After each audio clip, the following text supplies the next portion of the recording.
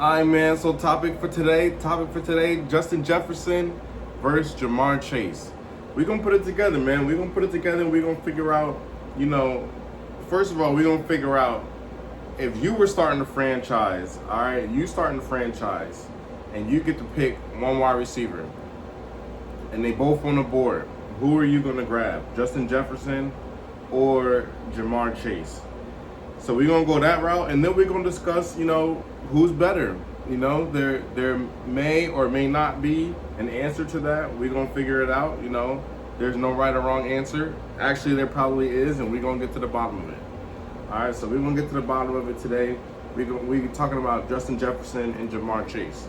So before I get into it, let's just break them down one by one. So Jamar Chase, both LSU wide receivers.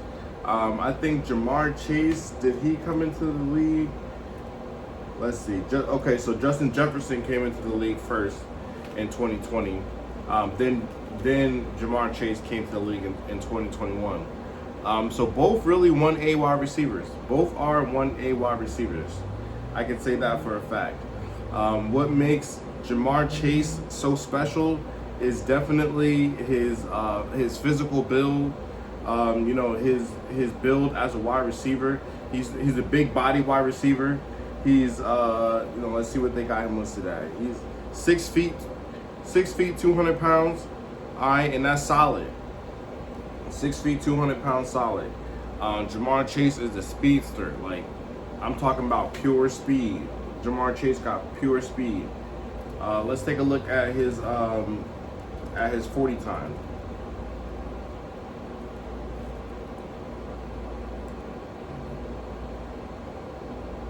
So Jamar ran a 4.38. He ran a 4.38, and he also recorded a 41-inch vertical. So that's what you're getting with Jamar Chase. He's definitely a deep threat. Got to say that first off the bat. He's a deep threat. On top of that, he's really a red zone wide receiver. So you get in that goal to go situation, you throw him the fade, 9 times out of 10 he's coming down with that ball. But then again, like I said, he's a speedster. So think of Tyreek Hill, not as fast, but Jamar Chase, he's a speedster in that category with like I said, Tyreek Hill. He's not as fast as Xavier Worthy, but that's that type of category. So Jamar Chase, fast wide receiver, excuse me, big body frame, throw him the fade route, he gonna come down with it. Now Justin Jefferson, on the other hand, he's 6'1", 195, so he's a little bit slimmer than Jamar, but he that's still solid. Now what makes Justin Jefferson so special is, in my opinion, is for sure his route running ability. When Justin Jefferson run routes, you think of like Devontae Adams, you think of like Chad Ochocinco, you think of like Stephon Diggs. So Jamar Chase, he got it. Once he beats you off the line, it's over. Like, I know y'all seen so many plays of Jamar Chase. Justin Jefferson, he wide open. He literally wide open. Like, the defender's 10 yards away from him every time he catches the ball. So that's that on Justin Jefferson. Like, and then it just come down to what you really prefer. What you prefer as a coach, as a GM. You can't go wrong with either one of them. Both of them are stars. Both of them are superstars. So they're going to sell jerseys. They're going to have fans. They're going to turn your franchise around. They're great leaders. It's not too much bad you can say about them. Like I said, Justin Jefferson, and he got hands. Like, I know y'all seen that Bills game when it was 4th and forever, and they just threw it up, and he Odell Randy Mossed it. Like, Justin Jefferson is that. And he's most of the reason for the Vikings' success. And it's just so crazy to even compare them. I can't compare them without without mentioning that Jamar Chase has Joe Burrow. Like, he's this college quarterback. So if Jamar Chase have Joe Burrow, he already has an advantage. He's playing with somebody that he has chemistry with.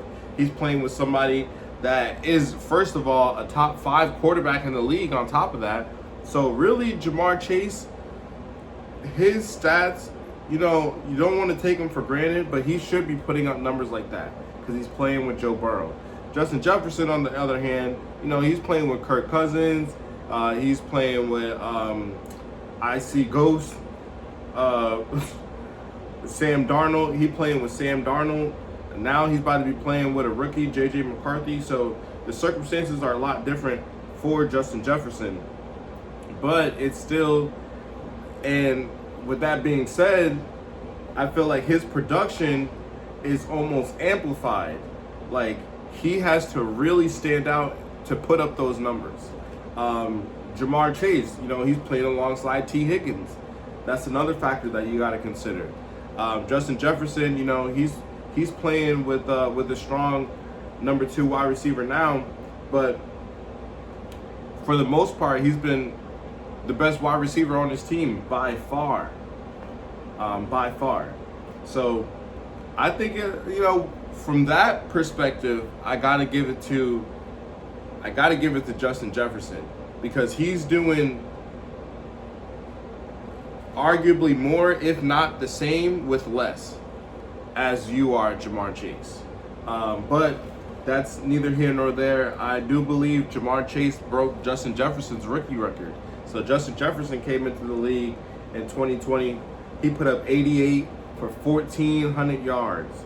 1,400 yards and 7 touchdowns.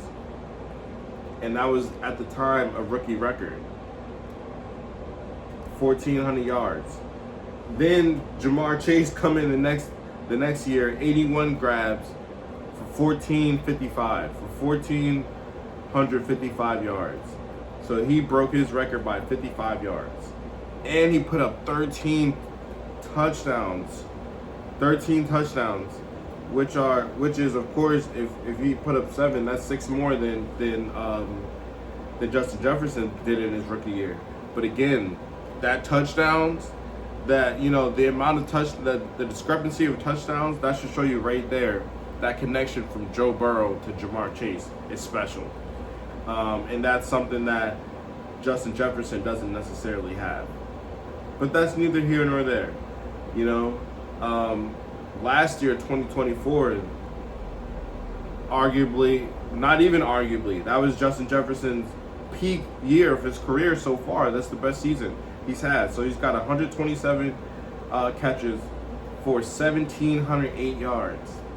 1,708 yards. His longest catch was 70 yards.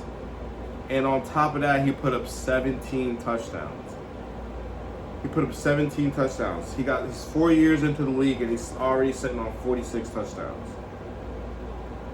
Justin Jefferson is 5 years into the league and sitting on 40 touchdowns.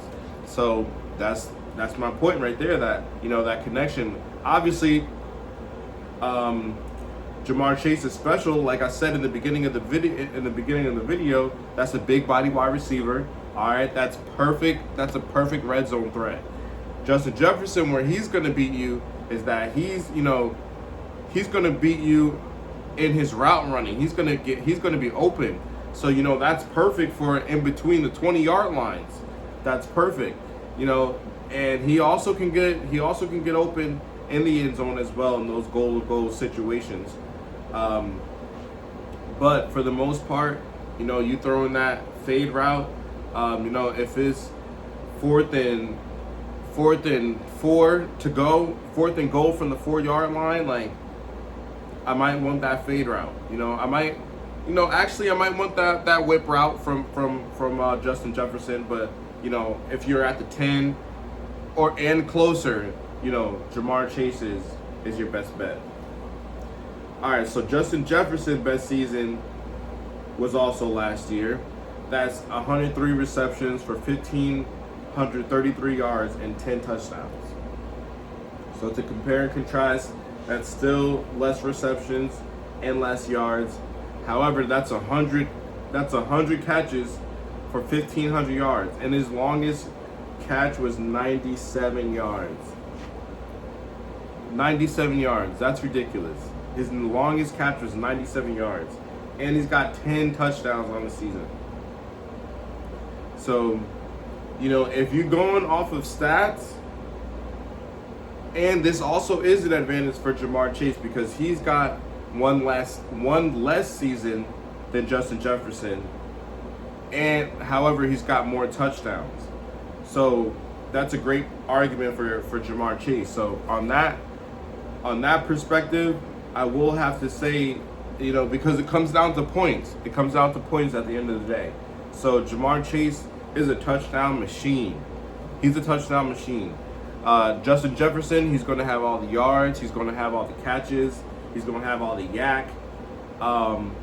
As is Jamar Chase. You know, this year I don't think Jamar Chase is going to catch 127 balls, but we'll see. We'll see because they just paid T. Higgins a lot of money, so you know they better be spreading that ball out. But we'll see. I could see him going for 100 yards. I could see him repeating his 2023 season. So 2023, he had 100 catches, 1,200 yards, and 7 touchdowns. I could see that very easily for Jamar Chase. For Justin Jefferson, he's playing with a J.J. McCarthy is technically not a rookie, but this is his first year playing, so it's basically like his redshirt year. So for Justin Jefferson, I could see him having almost like a repeat of his rookie year because you know he's going to be asked for a lot. So 1,400 yards, about 90 catches. You know, possibly 100 catches. That's all going to be dependent on J.J. McCarthy, but at least 90 catches, 1,400 yards, and about 7 touchdowns. So they're going to break pretty much even. And for the sake of the conversation, I guess I got to go Jamar Chase. You know, I'm being unbiased. Actually, I would, if I was starting a franchise, I probably would like blindly pick Justin Jefferson just because, like I said, just watching him play, it is really special, you know. The way he gets open, his route running ability, you know, the way he's able to use his hands and never drop a pass, it's really special watching him play. But Jamar Chase puts up more points, and of course that is contingent on who your quarterback is. So if your quarterback is, let's say, Joe Burrow, then obviously I would, you know, but... So I just thought of something. What if Justin Jefferson had Joe Burrow? What if they switched? Would the numbers still be the same? Because really their numbers aren't that different. Or would Justin Jefferson strive a lot more and Jamar Chase, you know, regress a little bit? So let me know in the comments what you think. You know, who would you take, Justin Jefferson versus Jamar Chase? But also, if the roles were reversed, who would be more productive?